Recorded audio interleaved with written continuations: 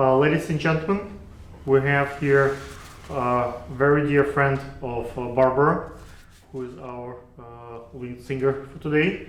Hopefully Jasmine will come with Patrick soon, but right now we're waiting for Barbara to be on set, ready, and one of her friends who is doing her editing and filmmaking is here with me. Yes. Hi, my name is Rick Mosley. I direct under the name Dick Willie, and I'm a cameraman and editor, and I'm here today for Barbara. Okay, how do you become editor and producer, and what makes you great? Well, I've been doing it for a while. I started off as a PA, worked my way up to the ranks to director, cameraman, and editor. And it's just my love for filmmaking that has driven me to do what I do. Did you go to school for this? Oh yes, definitely. I went to a Full Sail, Center for Recording Arts in Florida, the film program, years ago. And I went from film, I've been directing on film and video, and now I'm an independent contractor at a small production company, and I shoot mainly on... How do you source your jobs? Like, where do you find your jobs? Now I've been working steadily off word of mouth. People come to me, so people find me, they send me the tracks. Referrals and the people who know who you are. Yeah, from my work. They can Google me, basically. And now it's just word of mouth, a lot of friends. So you don't do like social media marketing? No, I don't have to. You pass that. You I don't have to have do that, plenty of clients waiting in line. Yeah, I'm not looking for people. People look for me, and they send me a track. So maybe you charge not enough. Maybe if you would charge more. Well, I have done budgets from 50,000 to 500. So and they still have those. Yeah, it's the love. It's the love of the filmmaking and the editing that keeps me going. That makes me want to do it. How's your family taking this? It takes a lot of time. Personal life. I think it's actually beneficial for a family life in this because I don't have a 9 to 5. I can stay home for 3 or 4 days and edit, or I can go away for a week and shoot and come back. So I see. I don't have that hang up, you know. What are the ways for the new filmmakers and new editors to become someone like you? Right. Is there any advice that they can take? Yeah, I would say find your own path. Be the first you can be, not the next somebody else. That's why when you asked me about trends, I said I wasn't really interested in trends. I'm more interested in your own style. That and creating and new styles, actually. You know, coming up with new ways and new technology and new ways to edit and light to come up with things. I don't know if you have seen my new fairy tale style.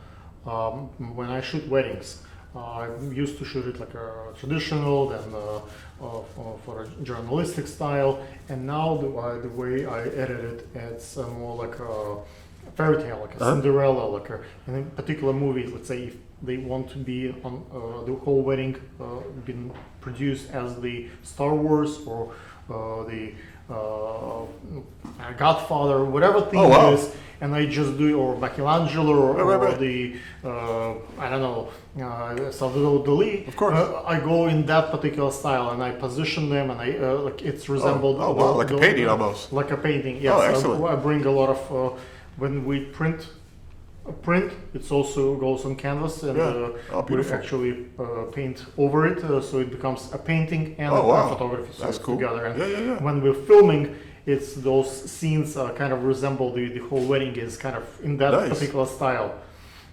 So I think that's people different. are afraid of the entirety of reality. If they want to have just the camera follow them, kind of boring, and they can do it themselves. Right. But if it's actually produced in film, in let's say they love The Godfather or they love the Scarface movie, and that's their theme, and the whole wedding is shot, the movie is in that theme, or that's I think something like a fairy tale that they would not be able to do themselves. You're right. So I don't have anything to say to that, but no. So then they might need expertise of someone of your stature. But see, that's the beauty of before it was the label, it was the management, it was a larger production company. Now I'm one-on-one. I go to the recording session.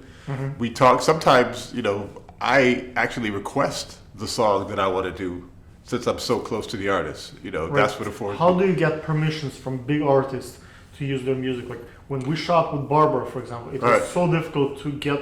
For me, like every time I approach a big artist, it's to buy the beats, to buy the music, to Right. get the everything original here in this. Well, I've been lucky enough to, like I said, when I go to the recording session, oftentimes the producer is there, the management is there, and the artist is there. So Right. we collaborate and we vibe, and if I can sell it enough, then we go from there, and we could agree on a price, and then we just go from there. Okay, how do you justify the price? Is that Because say my how time. they If you make do money, something or well, it's, you don't do it for fun, free or- ever. Sure, this is love, but we have to eat. I have to maintain. But We I have to. understand- you're not begging for the food, like, No. feed me. No, I How mean, do well- you justify? Like, is it because of, let's say, they can make that much money off the song, or they can, I don't know, it costs that much. It's your time, like per hour rate. Like, how do you build It it? depends. There's a lot of things. I mean, sure, it's my time. I'm doing something for them, and Plus, I'm expensive equipment. yeah, and I'm Get the lights, I'm lights, immortalizing lights. them basically. This will last forever. So I'm like a hired hitter. They don't have to pay me every time it plays, but they have to pay me for the work that I do. Definitely. So So yeah, I know what I'm worth, basically. So you just stand your ground. You don't. Well, I stand mean, like- I'm not gonna You can- nickel and dime someone, but I know if I see somebody coming in with $600 gym shoes, they better come up with that 5 Gs or that 10 Gs, basically. Right. That's just what it is. I mean, it's sure hip hop and rap is all an act too, but they don't have the money. They want to produce cool stuff, but they don't have any much funds to do. well, How do then you they tackle gotta this? find somebody else. Then They- I guess I don't know what to tell you. You just Yeah. tell them. No, I mean I work, but if there's, sure we they have a find the money, or relationship. They look for someone else. And I, there's I, always- I haven't had a problem. They get that bread. They get that money. I've been lucky enough. They see my product and they want my product. So you want the product, you have to pay. I'm not going to rob somebody or heist. If I see a situation or if the song is something that I believe in or I think it's going to go that much further, then I might cut a deal. Do you work on royalties? No, No, no. just Yeah, just Just hire guns, just really. I mean, royalties, that's a whole, how am I gonna get those? I gotta look at SoundScan, I gotta, you know what I mean? How am I gonna do that? ASCAP, what? works for me, but Okay, hey, well, I need to talk to you then, I need to find out. basically, say we put up Barbara work on the iTunes. Right, Let's say it's 99 cents in download. Right. We split it. Let's say there are 4 of us, so we produce.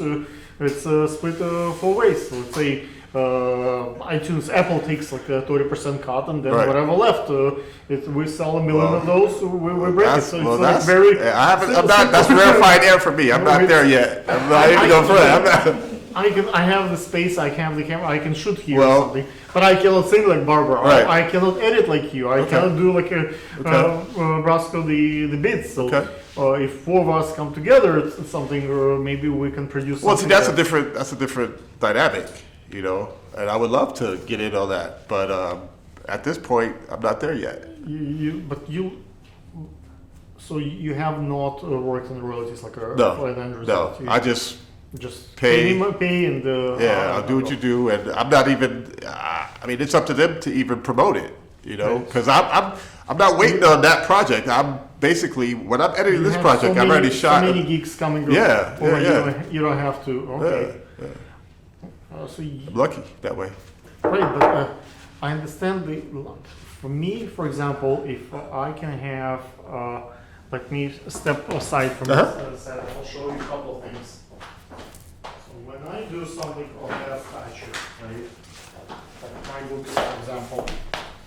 Okay. Once I written the book, and this one I sell for probably like the last 7-8 years. Okay.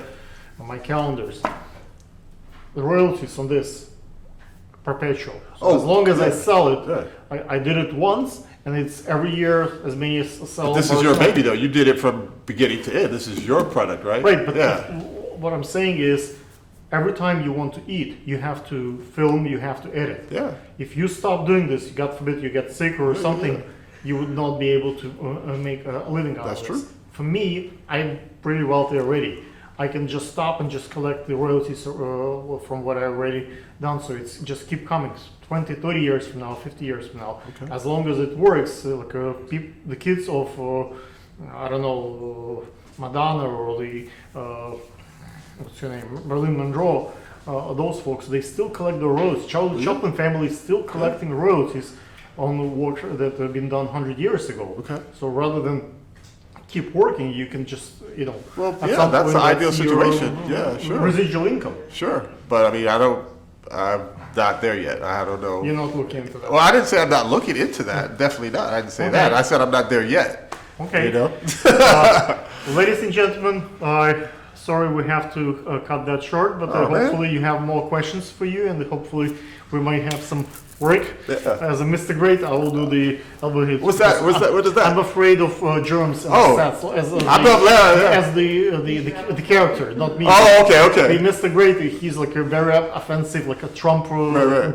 like a very chauvinistic guy. Okay. So it's like a Borat. Right. Yes. No germs. Got you. So that like a yes. All right. The logic behind this is filming. The logic behind this, if I get sick, I'm not gonna be able to work. So my businesses will suffer. My family will not eat that much. So I see, as you can see, there are a lot of people waiting for me to shoot today. People come all over the world. They bring their germs, and I don't want to bring that home. Yeah. So Trump started doing this initially. He refused to shake hands with Right. folks, not because he afraid of shaking hands, but because his business is so much dependent on him personally. Right. He's the brand, so if he's sick for a couple of weeks, he's out of the picture. So that's has dig nothing to do with the actually being like eccentric. Right. It's a very practical Yeah, I can dig solution in his case. I might try that.